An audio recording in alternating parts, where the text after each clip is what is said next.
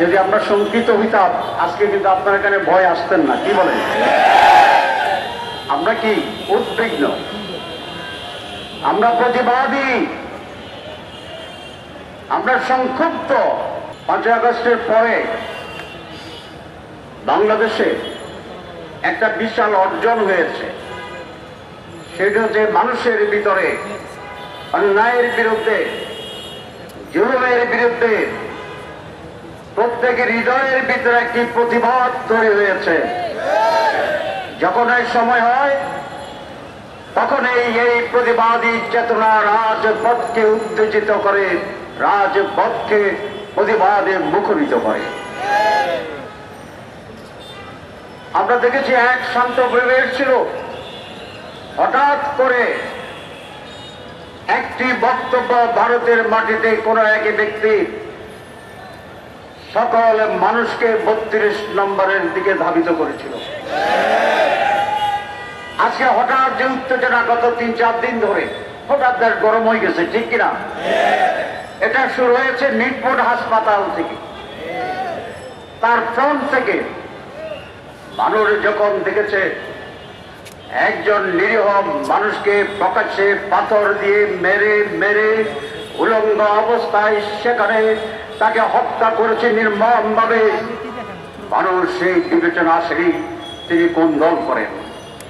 মানুষের বিবেচনা আসেনি যারা মেরেছে তারা কোন দল করে। মানুষ সেই হৃদয় বিদারক অসহনীয় অস্বাভাবিক মৃত্যুর এই ঘটনাকে তার হৃদয়ের রক্তক্ষরণের কারণে আবার সেই 1 আগস্ট থেকে শুরু করে 5 আগস্টে, সেই 26শে জুলাই, সেই 14 জুলাইতে ঢাকা বিশ্ববিদ্যালয়ের নারীদের হোটেল হোস্টেলে যে স্বাভাবিক উদ্বেলিত ঢেউ প্রতিবাদ ঝড় সাইক্লোন তৈরি হয়েছিল, মেয়েরা রাজপথে নেমে এসেছিল। আমার বাংলার মানুষেরা, রিক্সাওয়ালা, শ্রমিক, ছাত্র, আলেম ওলামা সেদিন মিটফোর্ডের ঘটনায় রাজপথে নেমে এসেছিল। সেখানে কোন দল কি পরিচয় এইটি মানুষ বিবেচনা করেনি। এটাই আমাদের শক্তি, এই জাতির শক্তি। যারা ভাবে মানুষ আবার দ্বিতীয়ভাবিত হয়ে গেছে, যারা ভাবে সেই 5 আগস্টের চেতনা করে মাঠে দেখা যায় না, তারা এই ভুল বুঝছে, এই ভুল ধারণা করছে যে মানুষের হৃদয়ে ব্যক্তিতে যে আগুন জ্বলছে, প্রয়োজনে সে আগুনের রাস্তায় নেমে এসে অন্যায়কে সেদিন তারা আবার জ্বালিয়ে পুড়িয়ে ভস্মীভূত করে মানুষের অধিকারকে প্রতিষ্ঠা করবে। প্রিয় ভাইরা, আজকে রাস্তায় দুটো স্লোগান, কয়েকদিন আগে একইভাবে 3টি দলকে টার্গেট করে স্লোগান দেওয়া হয়েছিল। আজকের সারা বাংলায় একটি স্লোগান হওয়ার কথা,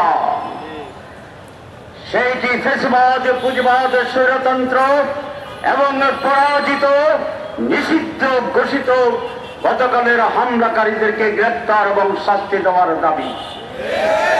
কিন্তু রাজপথে আবার একটি মিছিল থেকে স্লোগান আসছে জামাত ইসলামীর বিরুদ্ধে।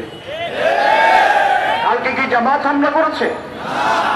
মানুষকে আজ জামাতের বিরুদ্ধে সোচ্চার না, গোপালগঞ্জের বিরুদ্ধে সোচ্চার। আওয়ামী লীগ সেখানে আঘাত করেছে প্রকাশ্যে। আজ প্রশ্ন জাগে, সেই হামলায় প্রশাসনের ভূমিকা অলরেডি বলেছেন, তার পরের দিনের আজকের জামাতের বিরোধী স্লোগান। আমাদের মনের ভিতরে এই প্রশ্ন তৈরি হয়েছে, কালকের ঘটনার আরো গভীরে যেতে হবে। কালকের ঘটনার উৎস শুধুমাত্র কচুপাড়ার ছাত্র সেলের সংশ্লিষ্ট গোষ্ঠী একটা হামলা চালিয়েছে, তাৎক্ষণিকভাবে হালকাভাবে এটা ভাবার কোনো কারণ নাই। আর তারা এটা জানে যে গতকালকেই কিয়ামত হয়ে যাবে না। তারা এটা জানে তাদের এই অপকর্ম সাময়িক ভাবে তারা বিজয় হলেও পর থেকে তাদের উপরে এর প্রতিবাদে প্রতিরোধে শাস্তিতে কি ধরনের এক ভয়ঙ্কর স্টিম রোলার চলবে এটা তারা জানে।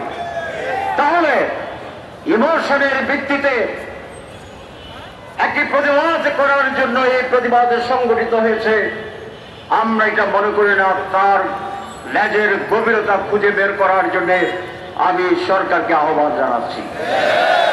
কিন্তু সরকারকে আহ্বান জানানোর সাথে আমাদের হৃদয়ে একটি দুর্বলতা কাজ করে। কোন সরকারকে আমরা আহ্বান জানাচ্ছি? যে সরকার এই ছাত্রদের রক্তের উপর দাঁড়িয়ে গঠিত হয়েছে, যেই সরকার আগস্টের শহীদদের সেই দেহের পাঠাতনের উপরে দাঁড়িয়ে আছে, যেই সরকার 15 বছরের মানুষের নির্যাতন, নিষ্পেষণ, বঞ্চনা, হত্যা, জীবন ত্যাগের শাহাদাত এবং ঘরে ঘরে মানুষের যে দুঃশাসন ছিল সেটি হজম করার শক্ত মানুষগুলোর ত্যাগের সেই ভিত্তিভূমিতে তারা দাঁড়িয়েছে। কিন্তু তারা অত্যন্ত দুর্বল মনে হয়েছে। আমার 3টা জিনিস মনে হয়েছে, এই সরকার খুব দুর্বল। 2, এই সরকার সিদ্ধান্ত নিতে পারে না। 3, এই সরকারের সাথে আরো কারো সংযোগে থাকতে পারে। সিল্কোর সিল্ক অ্যান্ড শাইন, যাতে আছে আর্গান অয়েল ও ওট প্রোটিনের গুডনেস, যা আপনার চুলকে রাখে হেলদি অ্যান্ড শাইনিং।